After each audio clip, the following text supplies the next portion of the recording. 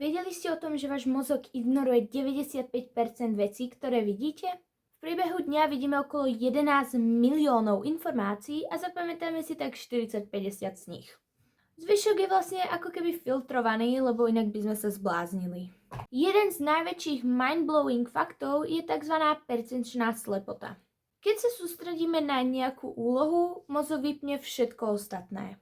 Je jeden slávny test a to je, že dajú človeku sledovať, koľko nahrávok si dajú basketbalisti v hre. No ale počas toho cez obrazovku prejde obrovská gorila a väčšina ľudí ju vôbec nevidí. Problém ale nie je vo vašich očiach, je vo vašom mozgu. A toto nehovorím ako nejakú urážku. A ďalej váš mozog dokresluje realitu. Máme tzv. Slepú škvrnu, to je vlastne miesto v oku, kde nevidíme nič. Mozog to ale automaticky vyplní, takže máme pocit, že vidíme všetko. A viete, čo je najväčší šok na celom tomto?